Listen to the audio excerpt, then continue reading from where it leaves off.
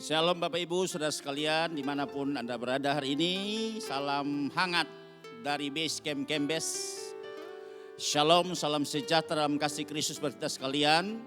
Dan harapan kami bahwa kita dalam keadaan yang diberkati Tuhan, dalam pemeliharaan Tuhan yang luar biasa.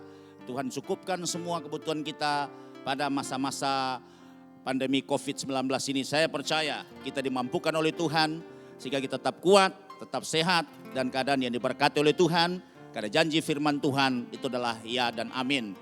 Haleluya, sukacita hari ini di mana besok kita akan merayakan Hari Kemerdekaan Republik Indonesia yang ke-75 tahun. Di mana kita telah dimerdekakan dari penjajahan dan kita bebas merdeka 75 tahun yang lalu. Dan hari ini dalam rangka mengisi kemerdekaan Indonesia, kita percaya bahwa semua itu karena campur tangan Tuhan.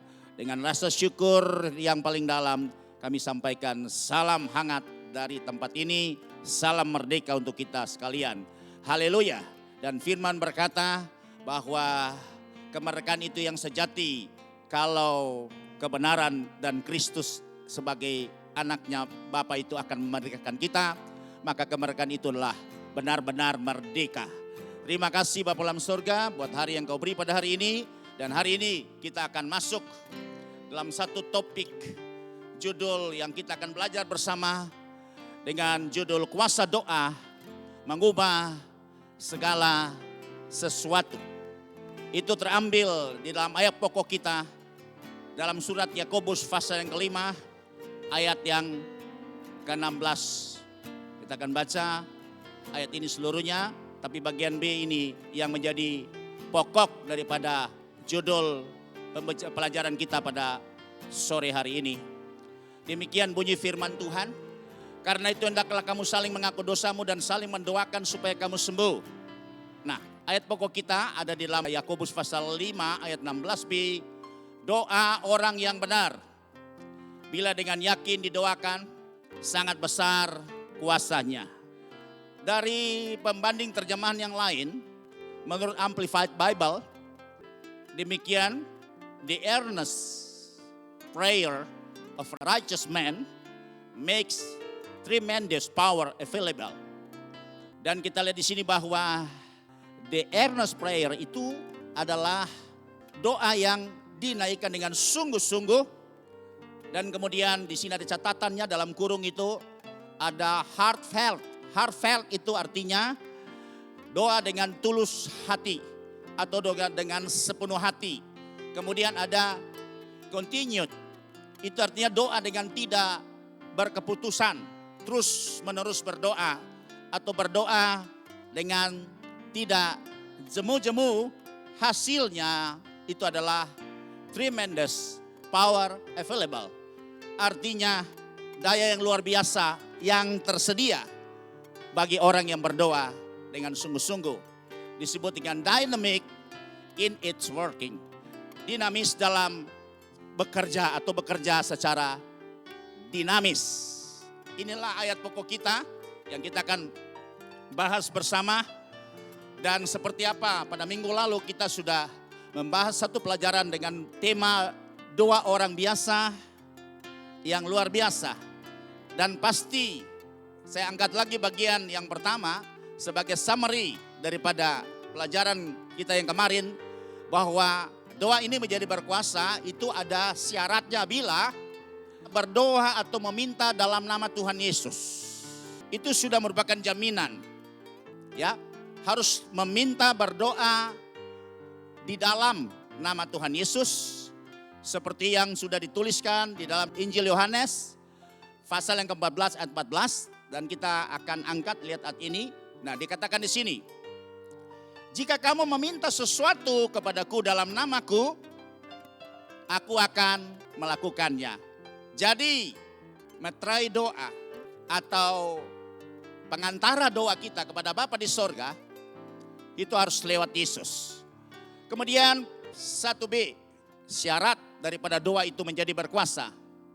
Pendoa harus memiliki cara hidup yang benar sesuai firman Tuhan.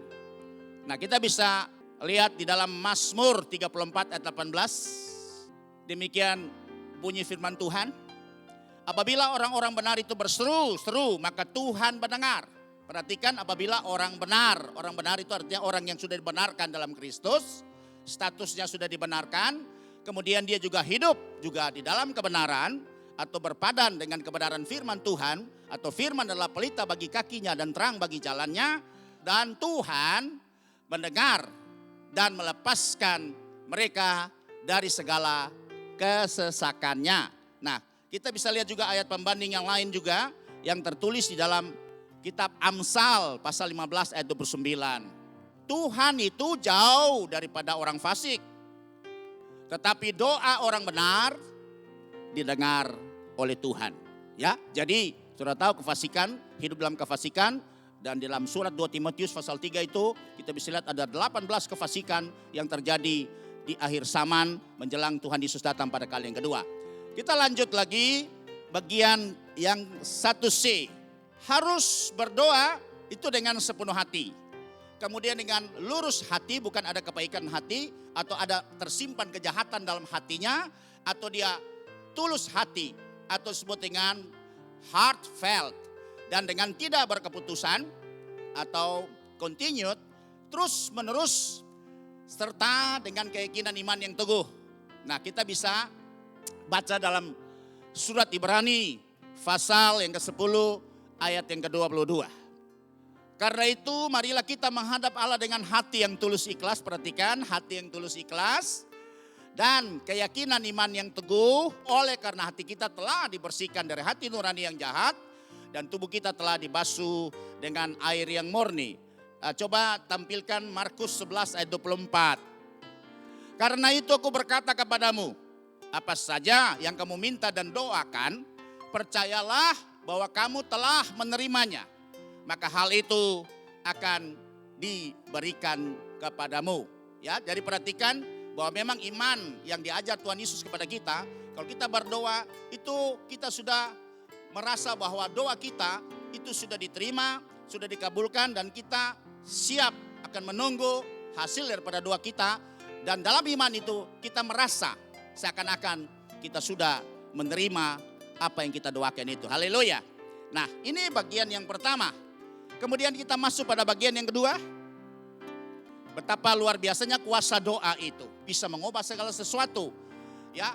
Karena apa? Karena kuasa doa itu mendatangkan campur tangan Tuhan dalam hidup kita. Ketika kita sedang mengalami pergumulan, masalah, persoalan, apapun yang kita alami, baik pun saat ini yang kita sedang alami, itu dapat mengubah nasib. Sebab itu saudara jangan berkata bahwa memang saya dari sononya nasib udah begini. Saya percaya bahwa perkataan itu perlu kita tarik dan itu sangat salah sekali.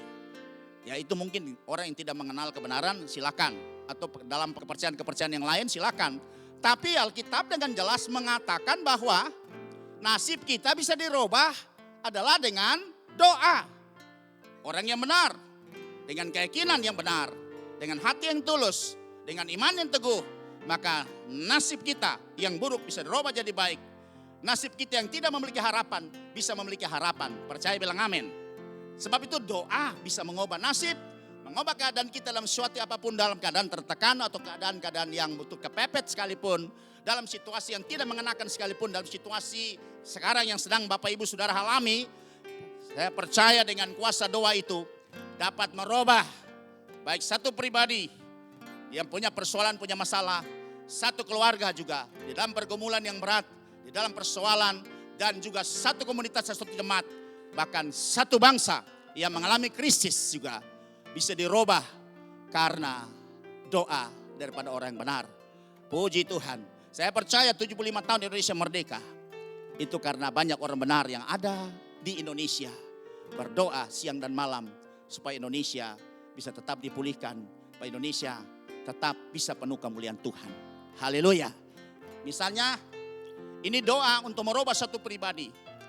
Salah satu doa yang terkenal saat ini adalah doa Yabes untuk pribadi dan keluarganya. Jadi Yabes berdoa, ya, Yabes berdoa supaya terjadi pemulihan buat pribadi dia dan juga buat keluarganya. Nah, itu kita bisa baca di dalam kitab 1 Tawarik pasal yang keempat ayat yang ke-9 dan yang ke-10. Yabes lebih dimuliakan daripada saudara-saudaranya. Nama Yabes itu diberi ibunya kepadanya sebab katanya, aku telah melahirkan dia dengan kesakitan. Jadi nama Yabes itu nama yang tidak baik sebenarnya. Ya, karena dia dilahirkan, ibunya sangat menderita dengan kesakitan, sehingga akhirnya memberi nama daripada pribadi ini adalah Yabes. Tapi saudara bisa lihat, kita baca pada ayat yang ke-10, Yabes berseru kepada Allah Israel, katanya kiranya engkau memberkati aku berlimpah-limpah dan memperluas daerahku, dan kiranya tanganmu menyertai aku dan melindungi aku daripada malapetaka, sehingga kesakitan tidak menimpa aku. Dan Allah mengabulkan permintaannya itu, atau Tuhan mengabulkan segala doa yang dipanjatkan oleh seorang Yabes. Saudara. Kenapa Yabes berdoa seperti ini? Karena Yabes ini keturunan Yehuda.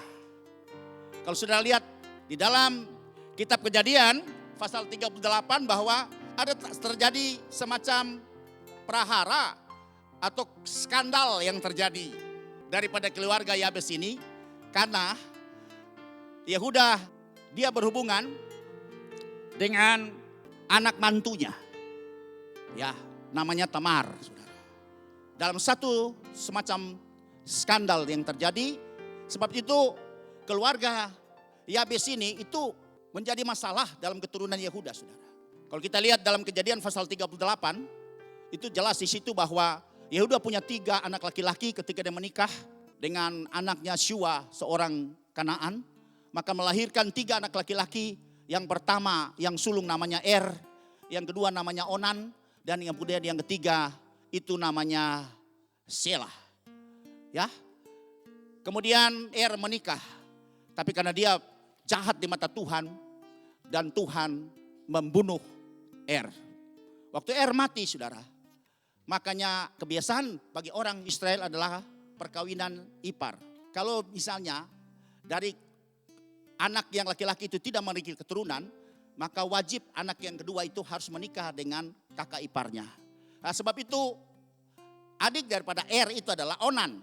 Dan Onan diwajibkan untuk menikah dengan istrinya daripada Er, itu namanya Tamar, supaya bisa melanjutkan keturunan Er yang tidak sempat ya memiliki keturunan. Nah, apa yang terjadi di sini, saudara? Karena Onan dia tidak mau menurunkan keturunan, karena walaupun dari dia benihnya, tapi yang akhirnya diperhitungkan adalah kakaknya, benih kakaknya. Sebab itu ketika dia berhubungan dengan Tamar, maka Alkitab mencatat dia membuang maninya supaya tidak menurunkan keturunan kakaknya. Dan itu jahat di mata Tuhan, saudara. Nah, sehingga Tuhan juga membunuh Onan. Dan sebab itu, saudara, dari kata Onani itu berasal daripada nama daripada salah satu anak Yehuda yang namanya Onan. Kemudian akhirnya ya Shelah masih kecil dan Tamar kembali kepada orang tuanya. Tapi satu peristiwa yang terjadi ketika Shelah sudah besar, maka kemudian satu kali ketika Yehuda pergi untuk mengikuti pemotongan menggunting bulu domba, ya di satu tempat di Timna namanya, diundang oleh seorang adulam namanya Hira. Nah, kemudian di situ saudara bisa lihat bahwa si Tamar ini merasa bahwa dia telah dikebulin oleh si Yehuda karena dia belum bisa memberikan Shelah untuk menjadi suaminya, sehingga dia berpakaian seperti seorang pelacur menanti di jalan untuk menuju ke Timna. Jalan itu namanya di Jalan Enaim, saudara. Dan singkat cerita bahwa terjadi hubungan antara Yehuda dengan Tamar ini, karena Tamar menyamar sebagai seorang perempuan sundal, saudara. Dan akhirnya dari situ Tamar menjadi hamil dan melahirkan anak kembar, yang satu namanya Peres dan yang kedua namanya Zerah. Dan Peres ini merupakan moyangnya daripada Yabes, ya Peres ini. Sehingga di sini bahwa keluarga ini memiliki garis keturunan atau dalam bentuk skandal, dan ini tidak menjadi hal yang sangat diingini oleh keturunan Yehuda, sehingga mereka disingkirkan. Sebab itu mereka kesulitan untuk bisa mendapat tanah yang luas, karena keturunan ini keturunan yang didiskriminatif, dan kemudian keturunan yang ya ditolak oleh suku Yehuda, karena mereka melalui suatu proses yang namanya skandal yang terjadi seperti itu. Itu adalah yang tertulis dalam cerita Alkitab. Dan sudah bisa lihat dalam kitab 1 Tawarik pasal 2 ayat 4 dan 5. Itu juga ditulis mengenai bagaimana keturunan Tamar menantu perempuan Yehuda melahirkan baginya Peres dan Serah. Semuanya anak Yehuda ada 5 orang. Karena yang pertama 3 itu Onan dan Shelah. Kemudian ditambah dengan Peres dan Zerah. Nah, demikian saudara, singkat cerita. Sebab itu kenapa Yabes berdoa seperti ini? Karena mereka mengalami diskriminasi di antara suku-suku Yehuda. Karena keturunan mereka sedikit bermasalah dengan adanya skandal yang terjadi. Di mana orang tua mereka, moyang mereka Yehuda itu ya berhubungan dengan mantunya Tamar dan melahirkan keturunan itu. Sebab itu saudara lihat di sini, dia berdoa. Dan Tuhan mengabulkan doanya. Kenapa? Karena memang dia sangat membutuhkan. Nah, coba mari kita lihat di sini. Kita akan lihat surat Filipi pasal 4 ayat yang ke-19.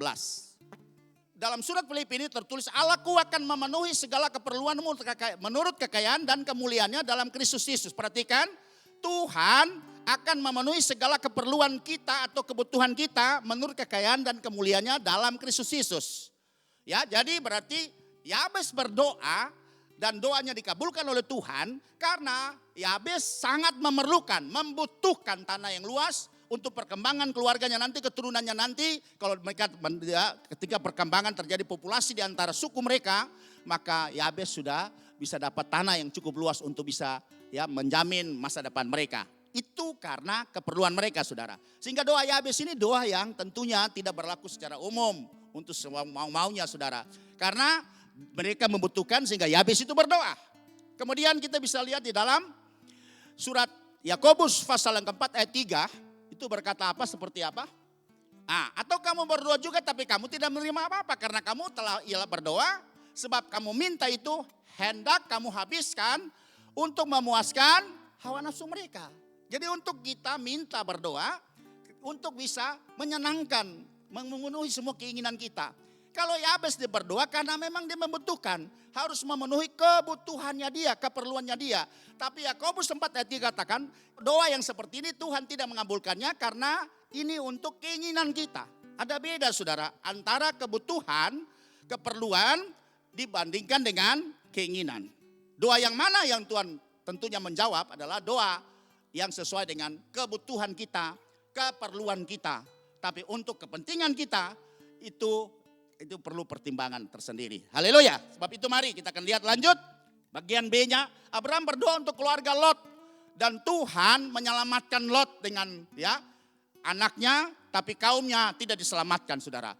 Jadi Abraham berdoa dan kemudian Tuhan meresponi doa keluarga Lot ini untuk diselamatkan ketika Tuhan akan menghukum ya kota Sodom dan Gomora saat itu. Sehingga terjadi negosiasi mulai dari 50, 45, 40, 30, kemudian 20 sampai 10. Akhirnya Abraham bilang, Tuhan kalau 10 gimana? Tuhan bilang kalau 10 aku tidak akan menghukum kota Sodom karena ada 10 orang benar. Tapi kenyataan waktu dihitung-hitung ternyata kaumnya tidak ada satupun yang mengikuti ya kebenaran seperti apa yang dihidupkan oleh keluarga Lot.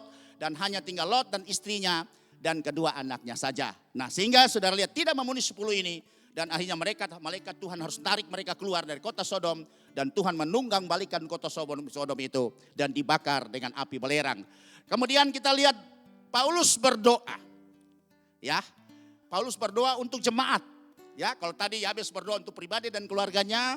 Abraham berdoa untuk keluarganya, Lot dan kaumnya. Kemudian Paulus berdoa untuk jemaatnya. Dan di Efesus 1 ayat yang 16-18 itu Paulus berdoa supaya jemaat Efesus diberikan roh hikmat dan wahyu. Supaya mengerti kuasa apakah yang sudah diberikan oleh jemaat. Sehingga kuasa itulah yang disebut dengan kuasa kebangkitan Tuhan Yesus antara orang mati. Kuasa itu yang sudah membangkitkan Yesus. Dan kuasa itu juga akan menyertai jemaat Tuhan untuk menghadapi semua tantangan persoalan masalah ketika nanti Kristus sudah naik ke sorga.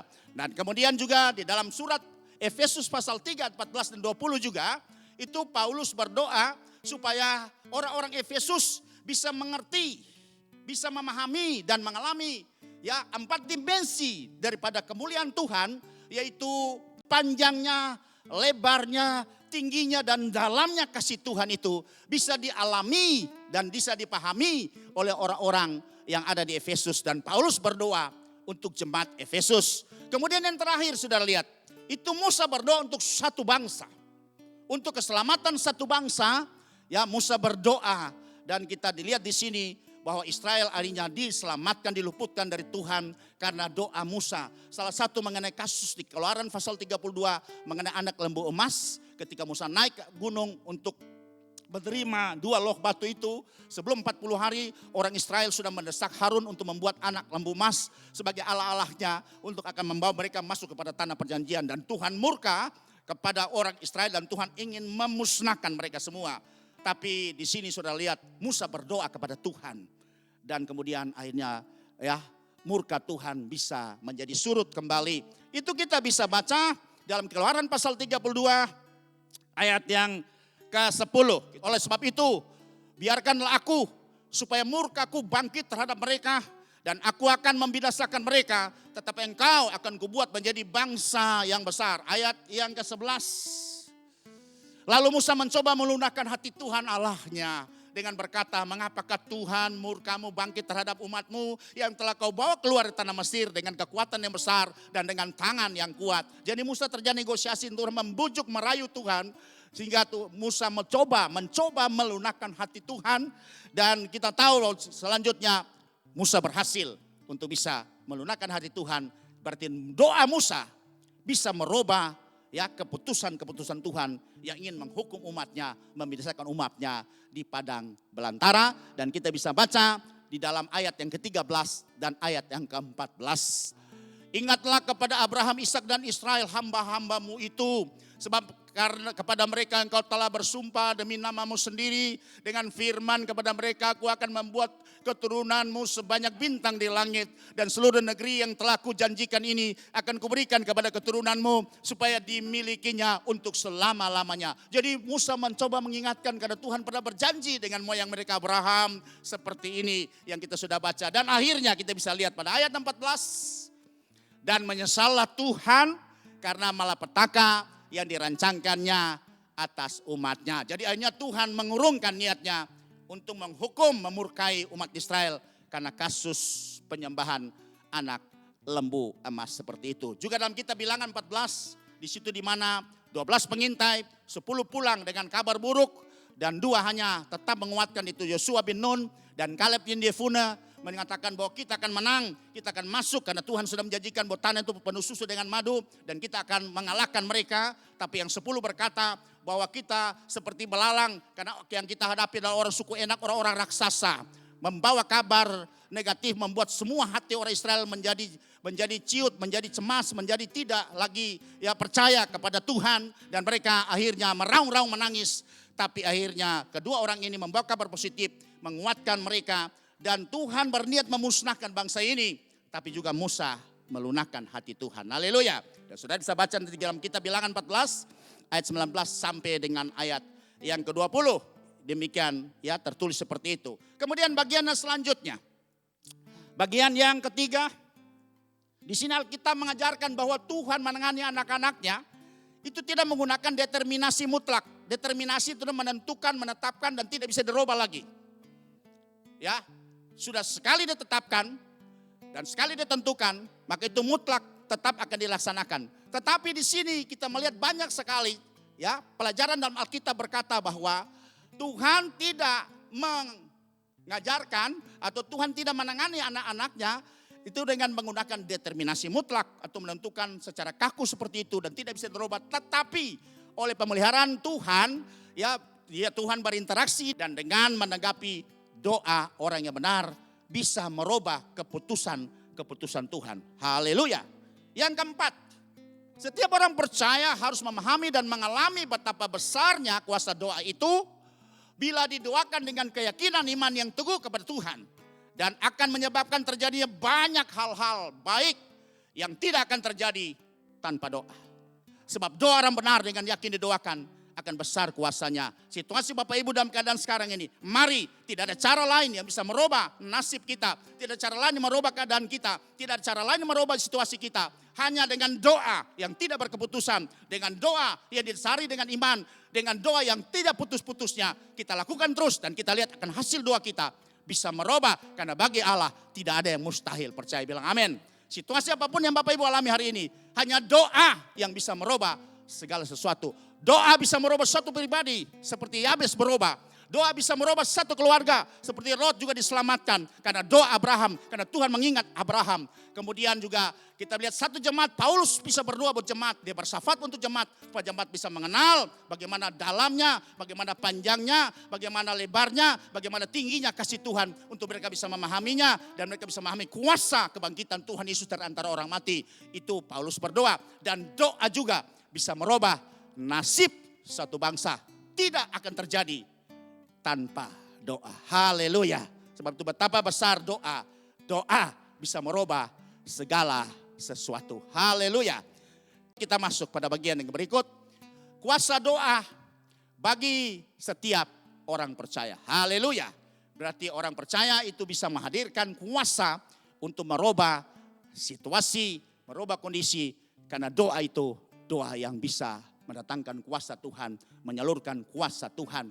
Di bagian yang pertama kita akan belajar dari kuasa doa bagi setiap orang percaya adalah bahwa kuasa doa itu bisa mendatangkan kemenangan dalam menghadapi peperangan dan pergumulan. Jadi apapun yang kita sedang hadapi sekarang dalam peperangan iman dan persoalan pergumulan kita, baik secara pribadi, rumah tangga, persoalan keuangan, persoalan kesehatan kita, sakit penyakit, hubungan suami istri, begitu juga saudara hubungan dengan keluarga atau dengan COVID-19 ini terjadi masalah-masalah dengan keuangan kita, ya, dengan kredit kita, dengan apapun juga yang sekarang kita sedang hadapi. Tapi percaya bahwa dengan doa itu bisa mendatangkan kemenangan buat kita. Doa bisa merubah segala sesuatu. Dari yang tertutup bisa jadi terbuka, dari yang lemah bisa jadi kuat. Dari yang berpunya masalah bisa ada jalan keluar. Dari yang punya beban bisa mendapat kelegaan. Dari yang tidak mungkin, yang tidak ada bisa menjadi ada. Percaya, bilang amin. Haleluya. Sebab itu ada dua contoh di sini. Bagaimana kuasa doa itu mendatangkan kemenangan bagi orang Israel menghadapi peperangan dan pergumulan yang berat ketika mereka menghadapi orang-orang Amalek. Dan itu kita bisa lihat di dalam Keluaran pasal 17 ayat 8-13 di sini terjadi ketika tangan Musa terangkat, terus diangkat dan ditopang oleh Harun dan Hur. Jadi diangkat tangannya, dua tangan, Musa mengangkat tangannya seperti ini. Kemudian bala pasukan Israel dipimpin oleh panglima perangnya Yosua. Mereka menang menghadapi orang-orang Amalek. Tapi ketika tangan Musa turun karena penat tangan Musa, maka orang Amalek menang atas Israel. Berarti tangan Musa menentukan, doa Musa kepada Tuhan menentukan. Akhirnya Musa ditopang oleh Harun dan Hur. Musa didudukan di batu, kemudian tangan kiri dan kanan ditopang oleh Harun dan Hur. Dan supaya tangan Musa tetap terangkat, supaya dia tetap terus berserah kepada Tuhan, dia tetap berdoa. Dan Yosua memimpin pasukan perangnya. Maka kemenangan pasukan Israel itu terjadi dipimpin oleh panglima perang Yosua atas orang-orang Amalek. Saudara lihat di sini. Doa yang dilakukan oleh Musa, Harun dan Hur mendatangkan kemenangan bagi orang Israel di bawah pimpinan panglima perangnya Yosua atas orang-orang Amalek. Hal yang kedua yang kita lihat, kemenangan yang sangat spektakuler yang terjadi atas Raja Yosafat dan orang-orang Yehuda menghadapi tiga bangsa yang bersatu, Bani Moab, Bani Amon, dan orang-orang dari pegunungan Seir. Orang-orang pegunungan Seir adalah orang tentara-tentara bayaran, pasukan bayaran. Ya memang mereka jago berperang untuk disewa. Sebab itu saudara lihat, Amon, Moab, dan orang pegunungan Seir bersatu untuk melawan kerajaan Yehuda di bawah pimpinan Raja Yosafat. Kerajaan Yehuda ini kerajaan kecil, kalau kerajaan Israel besar saudara. Dalam kitab 2 Tawarik, pasal ke-20 ayat 1-6, dan kemudian kita bisa melihat bagaimana sikap daripada Yosafat ketika menghadapi ketiga bangsa yang bersatu ini untuk bisa mengalahkan mereka. Setelah itu Bani Moab dan Bani Amon datang berperang melawan Yosafat bersama-sama sepasukan orang Meunim, itu orang-orang pegunungan Seir. Ayat 2, datanglah seorang yang memberitahukan Yosafat, satu laskar yang besar datang dari seberang laut Asin, dari Edom menyeberang tuanku. Sekarang mereka di Haseson Tamar, yakni En-Gedi. Ayat lanjut, Yosafat menjadi takut, lalu mengambil keputusan untuk mencari Tuhan. Yosafat takut Secara manusia dia takut pasti. Karena 3 bangsa yang besar ditambah lagi dengan orang-orang pegunungan Seir. Orang-orang yang memang hobi berperang, tentara bayaran yang sangat latih dan canggih sekali untuk berperang. Dan kemungkinan menang pasti tidak akan bisa memperoleh. Tapi satu yang dia buat ketika dia takut, ketika dia tidak berdaya, ketika dia bingung, dia mencari Tuhan. Dia datang berseru, dia berdoa kepada Tuhan, kepada seluruh Yehuda. Dan dia menyerukan kepada seluruh kaum Yehuda supaya mereka berdoa dan berpuasa. Ayat lanjut kita baca. Dan Yehuda berkumpul untuk meminta pertolongan daripada Tuhan. Mereka datang dari semua kota di Yehuda untuk mencari Tuhan. Haleluya. Lalu Yehoshafat berdiri di tengah-tengah jemaat Yehuda dan Yerusalem. Di rumah Tuhan di muka pelataran yang baru. Ayat lanjut. Dan berkata, ya Tuhan Allah nenek moyang kami, bukankah engkau Allah di dalam surga? Bukankah engkau memerintah atas segenap kerajaan bangsa? Kuasa dan keperkasaan ada di dalam tanganmu. Sehingga tidak ada orang yang dapat bertahan melawan engkau. Ketika Yehoshafat menyerahkan persoalan bangsa ini kepada Tuhan. Dan kita bisa melihat pada ayat yang ke-12. Ya Allah kami, tidakkah engkau akan menghukum mereka? Karena kami tidak mempunyai kekuatan untuk menghadapi laskar yang besar ini. Yang datang menyerang kami. Kami tidak tahu apa yang harus kami lakukan. Tapi mata kami tertuju kepadamu Tuhan. Hari ini saudara, apapun keadaan situasi kondisi kamu. Sehingga kita bingung tidak tahu apa lagi yang kita harus lakukan.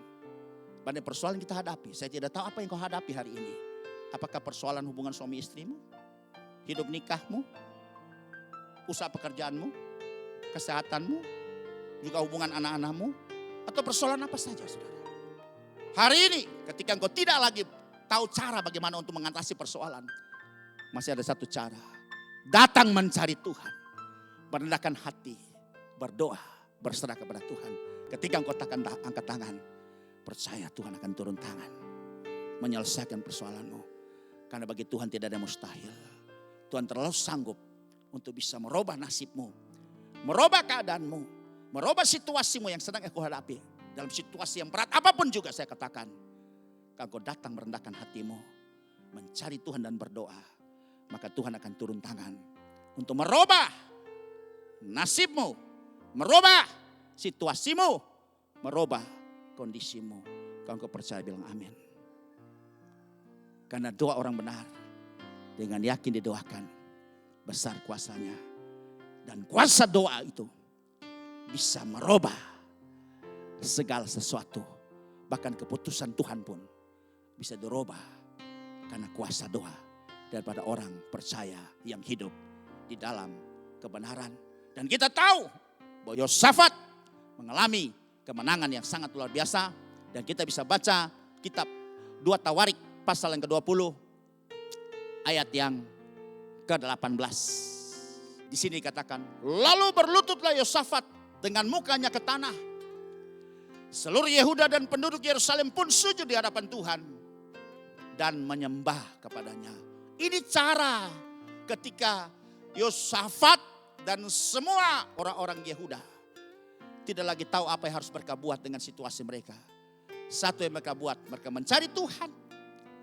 Mereka datang dan sujud menyembah kepada Tuhan. Dan ketika mereka berserah kepada Tuhan, maka turun tangan memberikan jalan keluar. Dan Alkitab mencatat kemenangan menjadi bagian daripada Raja Yehoshafat dan orang-orang Yehuda. Haleluya saudara. Kuasa doa yang berikut adalah kuasa doa dapat membuat perubahan pada keputusan-keputusan Tuhan. Saudara bayangkan ini loh. Tuhan sudah memutuskan. Tapi dengan kuasa doa ini bisa membuat Tuhan kembali mempertimbangkan keputusan yang Tuhan sudah putuskan, tetapkan itu. Dan Alkitab menyatakan seperti itu. Salah satu contoh saudara, pertama Raja Hizkia dia jatuh sakit. Dia sakit keras. Dan Tuhan menyampaikan lewat Nabi Yesaya bahwa lihat sakit ini dia akan mati. Dan Tuhan sedang memvonis lewat Nabi sebagai penyambung lidahnya. Engkau pergi kepada Raja Hizkia dan berkata bahwa dia akan mati. Apa yang dibuat oleh Hizkia? Ketika keputusan ini datang, ketika Nabi menyampaikan keputusan Tuhan ini, dia berdoa, dia berbalik mukanya menghadap ke tembok. Dia berdoa sambil menangis meraung-raung. Dia minta belas kasihan Tuhan. Padahal Tuhan sudah menyatakan keputusannya. Tuhan sudah menjatuhkan keputusannya. Bahwa lewat sakit penyakit yang dia sedang alami sekarang ini, pasti akan mengalami kematian. Tapi ketika Hizkia mendengar pemberitaan lewat Nabi Yesaya, wah, dia tidak putus asa. Dia mengambil langkah yang sangat strategis. Langkah yang tepat. Langkah yang luar biasa. Ya, saya percaya atas dorongan roh. Ya, mengikuti juga pengalaman-pengalaman daripada moyang-moyangnya mereka. Seperti raja-raja terdahulu. Seperti orang-orang terdahulu. Bagaimana Musa juga mengambil langkah. Bagaimana juga Yosafat mengambil langkah. Juga Yosua mengambil langkah-langkah seperti ini. Maka Hizkia mengambil langkah yang sama. Itu dalam kitab Nabi Yesaya pasal yang ke-38 ayat 1 sampai dengan 8 di situ. Mari kita akan lihat, kita tidak baca ayat semuanya, ini menjadi contoh. Pada hari-hari itu Hizkia jatuh sakit dan hampir mati, lalu datanglah Nabi Yesaya sebagai penyambung lidah bin Amos dan berkata kepadanya, beginilah firman Tuhan, sampaikanlah pesan terakhir kepada keluargamu, sebab engkau akan mati, tidak akan sembuh lagi. Nah, waktu Nabi menyampaikan sebagai penyambung lidah, kemudian dikatakan lewat sakit ini kau akan mati, tidak sembuh lagi. Hizkia mengambil langkah yang sangat luar biasa. Dia berdoa kepada Tuhan, dia menangis kepada Tuhan, ya, dia memohon kepada Tuhan, minta belas kasihan. Lalu Hizkia memalingkan mukanya ke arah dinding dan ia berdoa kepada Tuhan. Ayat yang ketiga. Dan berkata, Tuhan, ingatlah kiranya bahwa aku telah hidup di hadapan-Mu dengan setia, dengan tulus hati. Dan bahwa aku telah melakukan apa yang baik di mata-Mu. Kemudian menangislah Hizkia dengan sangat. Ayat yang keempat. Maka berfirmanlah Tuhan kepada Yesaya, pergilah dan katakanlah kepada Hizkia, beginilah firman Tuhan Allah Daud, bapa leluhurmu, telah ku dengar doamu. Perhatikan, Tuhan telah mendengar doa ya dari seorang Raja Hizkia yang sungguh-sungguh berdoa, yang betul-betul hancur hati, yang serahkan semua persoalannya kepada Tuhan. Dan Tuhan mendengar doa daripada Raja Hizkia. Dan telah kulihat air matamu, ya, air mata setiap orang percaya berdoa, itu Tuhan tampung dalam kirbatnya Tuhan. Sehingga tidak sia-sia cucuran air mata yang kita keluarkan, ya, untuk bagaimana bisa mengetuk hati, pintu hati daripada Tuhan sendiri. Sesungguhnya aku akan memperpanjang hidupmu 15 tahun lagi. Haleluya, saudara. Jadi keputusan Tuhan sudah lewat Nabi bahwa dengan sakitnya Raja Hizkia, maka dia pasti akan mengalami kematian karena Tuhan sudah memberikan keputusan. Tapi Hizkia mengambil langkah yang tepat. Seperti Yosafat mengambil langkah yang tepat. Seperti Yabes mengambil langkah yang tepat. Kita lihat Paulus juga berdoa, Musa juga berdoa, semua Abraham berdoa. Mereka mengambil langkah yang tepat ketika mengalami krisis apapun, baik krisis keluarga, begitu juga krisis pribadi, krisis ya rumah tangga, kemudian krisis komunitas, jemaat, dan juga bangsa dan negara. Ketika kita mengambil langkah yang tepat ini, kita datang merendahkan hati, berdoa mencari wajah Tuhan, baru berbalik dari jalan-jalan yang jahat. Maka kita lihat Tuhan akan mendengar dari sorga dan menjawab doa kita. Maka Tuhan akan memulihkan baik pribadi kita, Tuhan akan memulihkan baik rumah tangga kita, Tuhan akan memulihkan baik juga komunitas kita. Bahkan Tuhan juga bisa memulihkan negara dan bangsa kita. Haleluya. Biarlah hari ini dalam rangka memperingati hari kemerdekaan 75 tahun. Kita perlu juga banyak berdoa untuk negara dan bangsa kita. Karena kesejahteraan negara dan bangsa kita juga merupakan kesejahteraan kita bersama.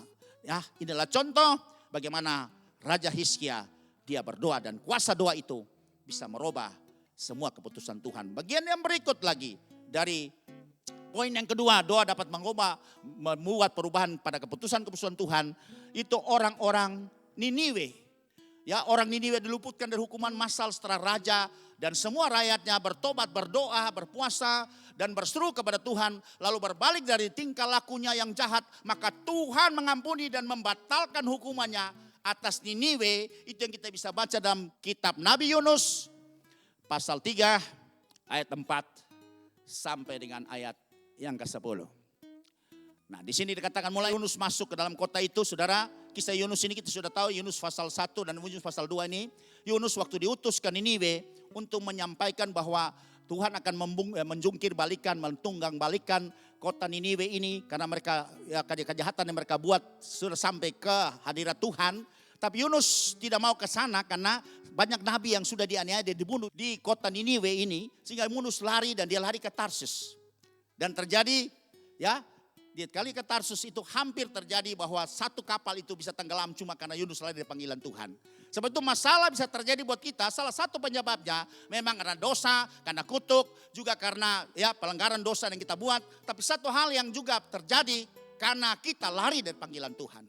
Maka persoalan masalah tidak pernah bisa akan selesai karena kita lari dari panggilan Tuhan. Dan ketika kita lari panggilan Tuhan, maka juga orang-orang yang ada bersama dengan kita juga bisa mengalami masalah. Karena persoalan kita lari dari tanggung jawab ketika Tuhan telah mempercayai kita untuk satu pelayanan, satu pengutusan, maka kita lari dari panggilan Tuhan. Seperti Yunus juga akhirnya mereka undi dan Yunus kedapatan dibuang. Kemudian datang ikan besar menelan Yunus dan kemudian 3 hari kemudian Yunus mati dan kemudian dia hidup kembali dimuntahkan ke darat. Dan Yunus sadar dia harus pergi ke Niniwe untuk menyampaikan kabar ini bahwa 40 hari lagi kalau engkau tidak bertobat, Tuhan akan tunggang balikan kota ini dan Tuhan akan menghukum kota Niniwe. Waktu Yunus menyampaikan ini, dia berputar-putar selama hampir sehari perjalanannya. Dia kasih tahu bahwa harus bertobat, semua harus bertobat, harus percaya kepada Tuhan yang disembah oleh Abraham, Ishak dan Yakub. Semua harus bertobat. Kalau tidak bertobat 40 hari lagi Tuhan akan mentunggang balikan kota ini dan semua isinya. Apa yang terjadi ketika mereka mendengar kabar baik ini yang disampaikan oleh Yunus? Ayat yang kelima, mari kita baca. Orang Niniwe percaya kepada Allah. Lalu mereka mengumumkan puasa dan mereka baik orang dewasa maupun anak-anak mengenakan kain kabung. Kemudian ayat lanjut. Setelah sampai kabar itu kepada raja kota Niniwe, dia turun dari takhta singgasananya. Dia tanggalkan pakaian kebesaran, jubah kebesarannya.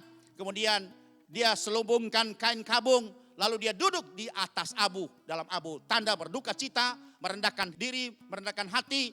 Dan kita lihat di sini, mari kita baca selanjutnya. Lalu atas perintah raja dan para pembesarnya, orang memaklumkan dan mengatakan, di Niniwe demikian manusia dan ternak, lembu, sapi dan kambing domba tidak boleh makan apa-apa, tidak boleh makan rumput dan tidak boleh minum air. Jadi mereka semua berpuasa. Dari semua raja sampai semua hulu balang raja yang ada dalam kerajaannya, sampai rakyat di kota Niniwe semua, bahkan binatang, kambing, domba, lembu, sapi semua berpuasa, tidak boleh tidak makan, tidak minum. Dan di sini kita melihat ketika mereka melakukan sikap seperti ini, lanjut lalu mereka berbalik dari jalan jahat. Ayat selanjutnya, haruslah semuanya manusia dan ternak berselubungkan kain kabung dan berseru dengan keras kepada Allah, serta haruslah masing-masing berbalik dari tingkah laku yang jahat dan dari kekerasan yang dilakukannya. Waktu mereka sadar, bertobat, kemudian ayat lanjut saudara. Siapa tahu mungkin Allah akan berbalik dan menyesal serta berpaling dari murkanya yang bernyala-nyala itu sehingga kita tidak binasa. Ayat selanjutnya. Ketika Allah melihat perbuatan mereka, saudara perhatikan, itu yakni bagaimana mereka berbalik dari tingkah lakunya yang jahat, maka menyesallah Allah karena malapetaka yang telah dirancangkannya terhadap mereka, dan ia pun tidak jadi melakukannya. Percaya bilang amin. Haleluya, saudara lihat. Hizkia berdoa, dia menangis, merendahkan hati, hancur hati kepada Tuhan. Dan kemudian Tuhan merubah keputusannya. Sehingga ditambahkan usianya lagi. 15 tahun dia masih bisa hidup lagi. Kota Niniwe dari raja sampai masyarakatnya. Ketika disampaikan teguran yang keras oleh Nabi Yunus datang ke kota itu. Mengatakan kalau engkau tidak bertobat dari perbuatan tingkah lakumu yang jahat. Maka dalam 40 hari lagi Tuhan akan mentunggang balikan kota ini. Semua kota ini akan dihancurkan oleh Tuhan. Mereka percaya, mereka mengambil sikap. Merendahkan hati mereka, mencari Tuhan, berdoa, berpuasa. Jangan apa, dari raja sampai rakyat, sampai binatang semua turut berpuasa untuk meresponi semua seperti apa ancaman yang telah Tuhan sampaikan lewat nabinya berkata. Dan Alkitab mencatat, Tuhan mengampuni mereka dan membatalkan hukumannya atas Niniwe. Haleluya. Berarti artinya memberikan pengertian buat kita bahwa kuasa doa yang dilakukan kalau setiap orang percaya dengan yakin didoakan dapat membuat perubahan pada keputusan Tuhan. Percaya, bilang amin. Haleluya. Kita masuk bagian yang ketiga. Dari kuasa doa itu mendatangkan kekuatan, keberanian, dan perlindungan bagi hamba-hamba Tuhan untuk memberitakan Injil kerajaan Allah. The gospel of the kingdom of God. Jadi saudara lihat, perlu sekali orang-orang berdoa. Juga bersyafaat buat orang-orang yang ada di front line. Ya, di garis terdepan. Untuk supaya mereka tetap diberi kekuatan, keberanian untuk bisa memberitakan Injil kerajaan. Karena kita tahu bahwa mereka adalah pejuang-pejuang garis terdepan itu. Selalu mengalami penganiayaan yang sangat luar biasa. Pendapat penolakan yang sangat luar biasa. Sebab itu diperlukan oleh setiap orang percaya untuk bersyafaat, berdoa syafaat buat semua orang-orang, para penginjil, pemberita kabar baik, semua hamba-hamba Tuhan yang ada di garis yang terdepan. Supaya apa? Supaya mereka mengalami perlindungan dari Tuhan dalam memberitakan Injil kerajaan sorga. Dan Paulus ini meminta kepada orang-orang di Efesus untuk bisa berdoa syafaat buat dia, supaya dia tetap terus berani, tetap kuat terus untuk menyampaikan Injil kerajaan sorga. Ya, ketika dia mengalami tantangan, penolakan, bahkan penganiayaan. Kita bisa baca dalam surat Efesus pasal yang ke-6 ayat 18 sampai dengan 20. Dikatakan demikian, dalam segala doa dan permohonan, berdoalah setiap waktu di dalam roh, dan berjaga-jagalah di dalam doamu itu dengan permohonan yang tak putus-putusnya untuk segala orang kudus. Jadi kita diberikan ya himbauan oleh Paulus kepada jemaat di Efesus, supaya mereka terus selain berdoa dan berjaga-jaga dalam roh, tapi mereka juga dengan tidak putus-putus harus bersyafaat kepada segala orang kudus yang sedang melayani pada saat itu di Efesus. Ya, yang mengalami banyak sekali penganiayaan, penolakan, bahkan banyak juga yang dianiaya dan mati dibunuh. Paulus minta supaya jemaat harus berdoa, supaya mereka diberi keberanian terus, tidak ciut, tidak patah semangat, tidak takut. Dan kita lanjut pada ayat selanjutnya. Juga untuk aku, supaya kepadaku, jika aku membuka mulutku, dikaruniakan perkataan yang benar, agar dengan keberanian aku memberitakan rahasia Injil. Saudara lihat di sini. Jadi Paulus minta bahwa jemaat di Efesus berdoa buat dia, ya, untuk bisa dia diberi keberanian untuk tetap konsisten, untuk tetap terus melakukan ya semua tugas-tugas kerajaan ini, untuk menyampaikan, memberitakan rahasia Injil kerajaan sorga, the gospel of the kingdom of God. Mengalami penolakan apapun juga, tapi karena doa syafaat yang dilakukan oleh jemaat Tuhan, ini mensupport mereka di alam roh, mereka jadi kuat untuk bisa menghadapi semua tantangan ya bagi kefasikan manusia di zaman itu dan juga di zaman hari ini. Kita harus berdoa juga buat juga orang-orang yang ada di garis terdepan, yang sedang sekarang berada lagi memberitakan kabar baik itu, Injil kebenaran itu, supaya semua orang bisa terima Yesus sebagai Tuhan dan Juru Selamat. Saudara tahu bahwa kita sudah merdeka 75 tahun. 75 tahun kita sudah merdeka. Dalam mengisi kemerdekaan 75 tahun ini, banyak rongrongan dari dalam maupun dari luar untuk ingin membuat supaya kita terjadi perpecahan, terjadi disintegrasi bangsa. Tapi kalau sampai hari ini kita masih dalam negara kesatuan Republik Indonesia, saya percaya ini pasti karena andil doa daripada orang-orang benar yang siang malam berdoa di bumi Indonesia ini. Lanjutkan terus doa itu, dan kita juga berdoa juga supaya NKRI tetap jaya, supaya falsafah Pancasila tetap terus menjadi falsafah dan negara kita, dan juga kita tetap berdoa juga supaya ya Undang-Undang 45 itu sebagai landasan konstitusional tetap terus menjadi landasan hukum dari semua peraturan yang ada di Indonesia ini. Dan kita juga berdoa buat perekat daripada suku, agama, ras dan antar golongan yang ada di Indonesia ini dalam satu bingkai kebinekaan ini tetap terus terikat sehingga tidak terpecah belah, karena ada pihak-pihak yang ingin mempecah belah, mendisintegrasi negara dan bangsa kami. Dan kami percaya 75 tahun sudah ini kita masih dalam satu negara kesatuan. Ini bukan kekuatan manusia, tapi yang pasti karena Tuhan yang campur tangan untuk tetap terus membuat kita menjadi satu negara yang utuh. Dan saya percaya ini pasti ada bagian andil daripada doa-doa orang benar yang ada di Indonesia ini. Dan yang berikut kita harus berdoa juga, saudara.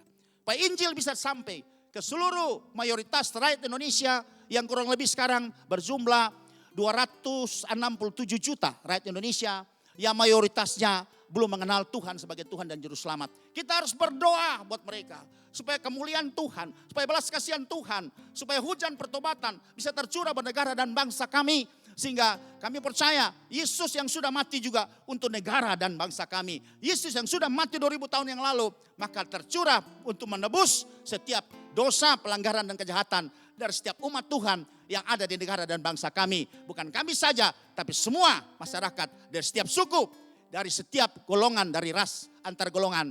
Yesus telah menebus kita semua. Sebab itu kita harus berdoa supaya semua orang-orang yang ada pada garis terdepan yang sedang memberitakan Injil kebenaran ini, membawa kabar baik ini, tetap kuat bertahan, tetap lagi ditambahkan oleh Tuhan. Banyak penuai-penuai yang akan datang, banyak penuai-penuai yang akan dibangkitkan oleh Tuhan untuk menuai jiwa-jiwa menjelang Tuhan Yesus datang pada kali yang kedua. Karena kita tahu bahwa tuaian banyak, tapi pekerja sedikit. Kita perlu berdoa untuk ini. Supaya mereka tetap diberikan kekuatan yang supernatural. Supaya mereka menjadi orang yang tetap tangguh, kuat, extraordinary. Orang yang tetap bertahan sampai pada akhirnya. Ayat selanjutnya pada ayat yang ke-20. Yang ku layani sebagai utusan yang dipenjarakan. Paulus mengalami luar biasa penganiayaan bahkan di penjara. Ya, dia tetap tidak patah arang, dia tetap tidak patah semangat. Tapi berdoalah supaya dengan keberanian. Nah, Paulus minta jemaat berdoa. Paulus minta jemaat Efesus berdoa syafaat. Supaya dia tetap terus berani, tetap terus kuat, tetap terus tidak pernah takut. Supaya dengan keberanian aku menyatakannya sebagaimana seharusnya aku bicara. Dia tetap terus dia bisa berbicara dengan kebenaran yang betul-betul murni, yang daripada Tuhan. Sebab itu kuasa doa juga di sini bisa mendatangkan kekuatan, keberanian dan perlindungan bagi hamba-hamba Tuhan untuk memberitakan Injil kerajaan Allah. Sampai setiap lutut bertelut, setiap lidah mengaku bahwa Yesus adalah Tuhan dan Juru Selamat bagi kemuliaan Bapa di sorga. Kemudian bagian yang terakhir, doa syafaat jemaat itu membuat hamba-hamba Tuhan berhasil dalam menjalankan misi kerajaan sorga. Penting saudara. Ya, jadi selain diberi keberanian hamba Tuhan untuk memberitakan Injil kebenaran atau Injil kerajaan Allah, tapi yang berikut juga doa syafaat jemaat. Ya, jemaat dimanapun kita sebagai jemaat Tuhan saling mendoakan satu dengan lain penting. Karena dengan doa syafaat jemaat itu membuat hamba-hamba Tuhan itu bisa berhasil. Bisa tetap kuat terus. Bisa menjalankan misi kerajaan sampai Tuhan Yesus datang pada kali yang kedua. Ya, mari kita akan baca ayat dalam Kisah Para Rasul. Pasal 4 ayat 29 sampai 31. Dan sekarang ya Tuhan, ini jemaat berdoa loh. Ketika Petrus sudah ditangkap, Yakobus juga ditangkap. Dan jemaat berdoa. Dan sekarang ya Tuhan, lihatlah bagaimana mereka mengancam kami. Dan berikanlah kepada hamba-hambamu ini keberanian untuk apa? Memberitakan firman. Mereka tidak berdoa supaya semua masalah, semua persoalan yang dihadapi ancaman semua bisa lalu dari hamba-hamba Tuhan ini. Dari pemberita-pemberita kebenaran ini. Tapi satu hal yang sangat perlu diperhatikan oleh kita semua. Jemaat Tuhan berdoa pada saat itu. Kepada semua Petrus CS yang sedang mengalami masalah tekanan. Yang sekarang mengalami penolakan yang begitu luar biasa. Karena mereka memberitakan satu pribadi Yesus. Dan jemaat berdoa supaya mereka ya diberikan keberanian. Untuk memberitakan firman Tuhan. Ini yang perlu jemaat yang dewasa berdoa seperti ini. Bukan melalukan ancaman. Bukan melalukan persoalan. Bukan melalukan pergumulan. Tapi mari biar doa kita berubah. Kita harus berdoa supaya kita diberi keberanian. Supaya semua hamba-hamba Tuhan. Semua pelayan-pelayan Tuhan pada garis terdepan. Yang mengalami tekanan masalah persoalan.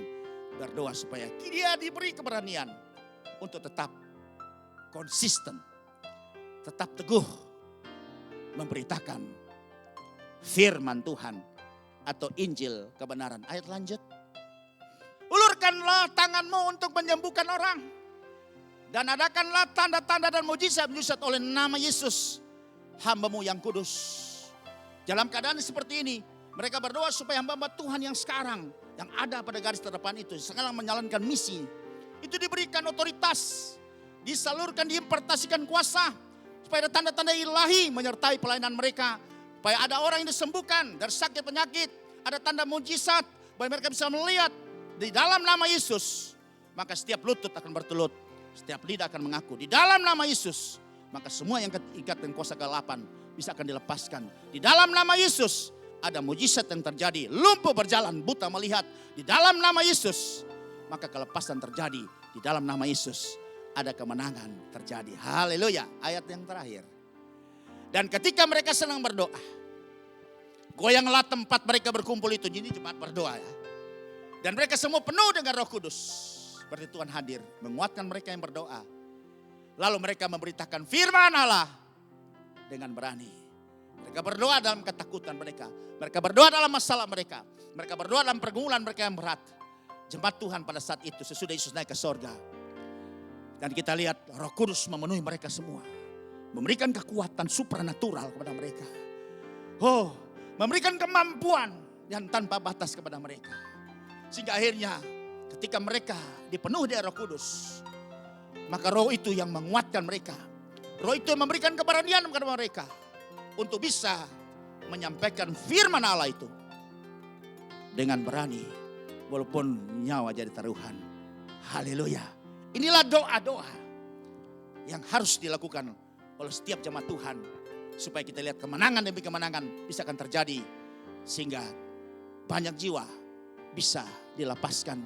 Banyak jiwa bisa direbut dari semua tawanan-tawanan kuasa kegelapan.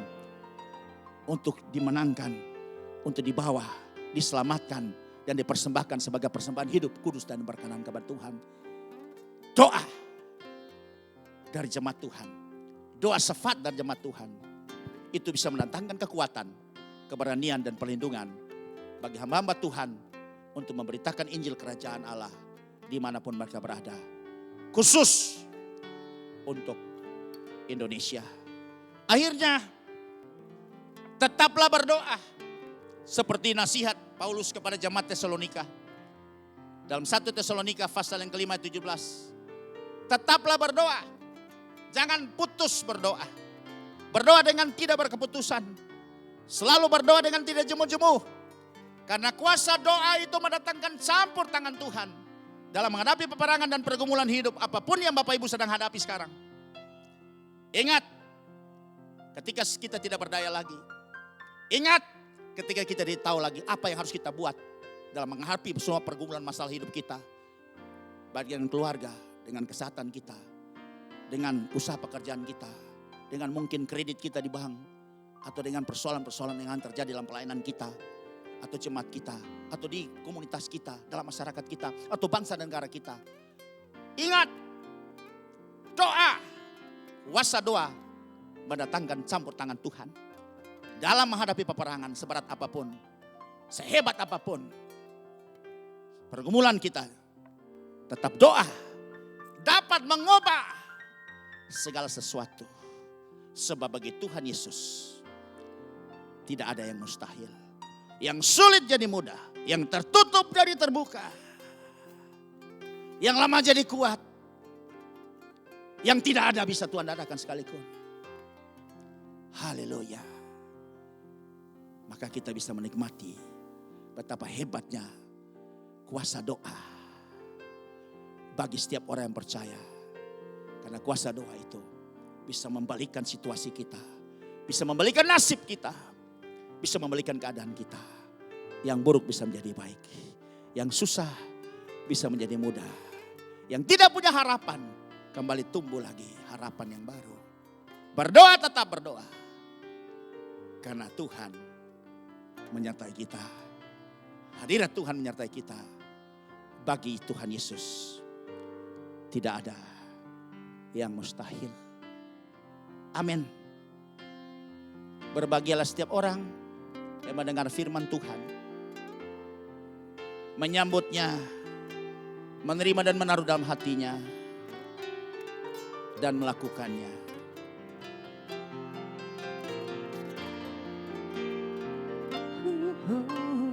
Yesuslah Tuhan yang layak ditinggikan, layak disembah oleh suku-suku bangsa. Dengan darah-Mu Kau telah tebus bangsaku. Genapi Tuhan firman-Mu atas negeriku.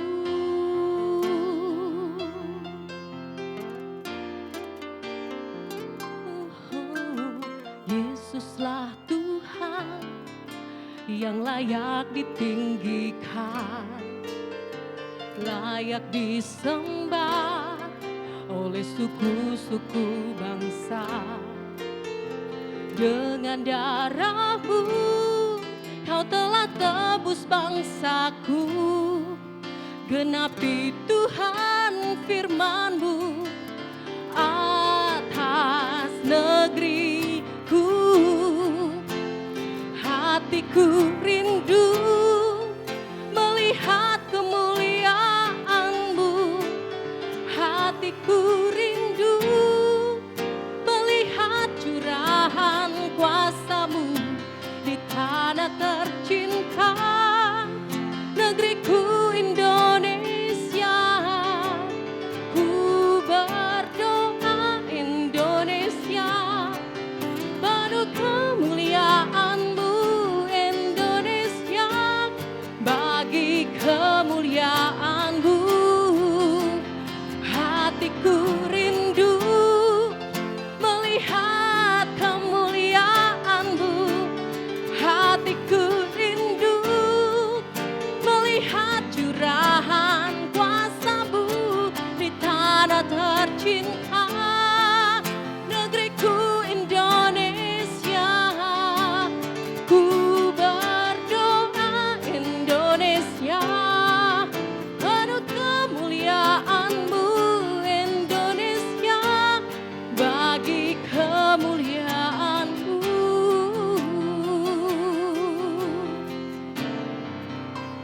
Ya Allahku, nyatakan kemuliaan-Mu. Ya Allahku, nyatakan curahan kuasa-Mu di tanah tercinta, negeriku Indonesia. Ku berdoa Indonesia, penuh kemuliaan-Mu Indonesia, bagi kemuliaan-Mu. Ku berdoa Indonesia, penuh kemuliaan-Mu Indonesia, bagi kemuliaan-Mu. Indonesia, bagi kemuliaan-Mu. Indonesia, bagi kemuliaan-Mu.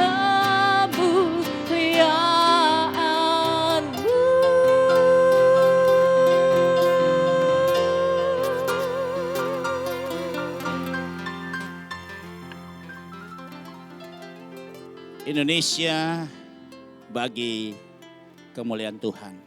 Ini perlu kita semua bersyafaat untuk Indonesia.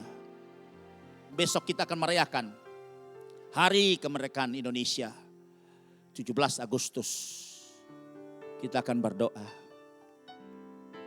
Bapa yang baik yang mengasihi kami dengan kasih yang kekal, kami bersyukur hari ini kami menerima pengajaran lagi daripada-Mu Tuhan. Lewat pengajaran hari ini, pertemuan hari ini yang berarti buat kita, bahwa kuasa doa itu bisa mengubah segala sesuatu yang mungkin mustahil bagi manusia, tapi tidak mustahil bagi Tuhan. Yang mungkin sulit bagi manusia, tapi mudah, gampang saja bagi Tuhan. Yang mungkin mati pun bisa diubah jadi hidup. Yang tidak ada pun bisa menjadi ada. Karena bagi Yesus tidak ada mustahil. Perubahan terjadi karena sebuah doa yang dinaikkan oleh orang yang benar, dengan yakin didoakan. Maka ada kuasa yang mengubah segala sesuatu, membuka, membalikkan situasi menjadi diberkati oleh Tuhan. Haleluya. Kami bersyukur buat hari ini Tuhan. Kami bisa bersama-sama lagi berkumpul dalam keadaan diberkati oleh Tuhan. Sehat-sehat, kuat-kuat, baik-baik keadaan kami.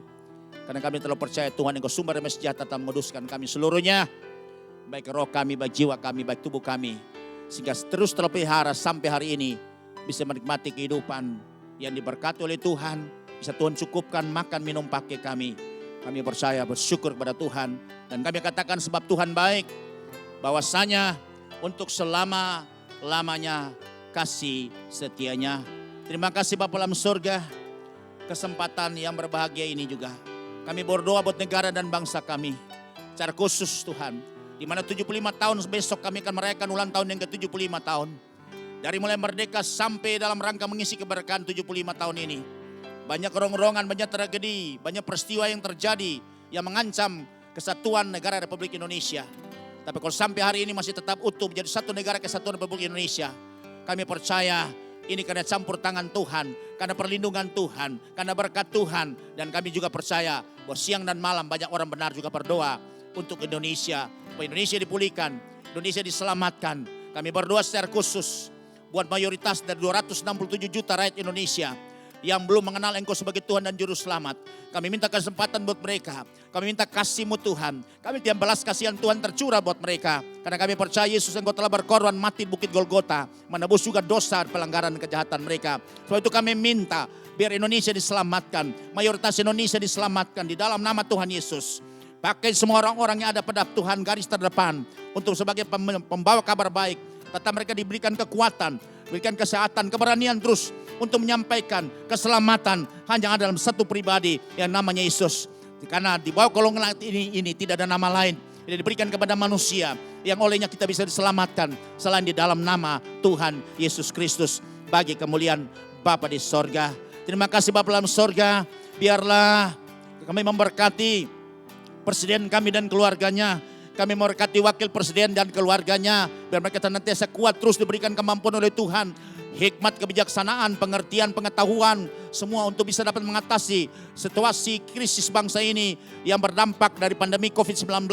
Yang menjadi krisis ekonomi yang terjadi buat negara dan bangsa kami. Tapi kami percaya Tuhan telah mengangkat mereka. Tuhan telah memilih mereka untuk bisa menjadi kepala atas kami. Pemimpin atas kami. Pastilah Tuhan akan berikan kemampuan untuk mereka. Sebab itu semua menteri-menteri Kabinet Indonesia Maju. Juga sebagai pendukung presiden, pembantu presiden. Diberkati oleh Tuhan. Menteri Kesehatan juga diberkati oleh Tuhan. Semua staf ahli presiden juga diberkati oleh Tuhan. Supaya mereka bisa memberikan pokok-pokok pikiran yang sangat strategis untuk mengatasi persoalan bangsa yang sedang dialami oleh negara dan bangsa kami. Berkati 34 provinsi gubernurnya dan semua masyarakatnya diberkati oleh Tuhan. Terima kasih Tuhan. Saatnya kami akan berpisah, kami akan selesai pertemuan ini. Sebab itu dengan iman kami akan mengangkat, menadahkan tangan kami di hadapan hadirat-Mu. Dan kami siap menerima berkat yang datang dari Bapa kami yang sungguh mengasihi kami. Saudara-saudara yang Tuhan Yesus kasihi, terimalah kasih yang besar dari Bapa-Mu yang sangat mengasihi Engkau. Kasih karunia dari Tuhan Yesus Kristus senantiasa menyertai kita. Sehingga kita dimampukan untuk menghadapi segala situasi, kondisi yang sedang kita hadapi sekarang ini. Dan persekutuan Roh Kudus-Nya menyertai kita, menguatkan kita, memampukan kita, menuntun kita, mengikat kita dalam satu kasih Tuhan.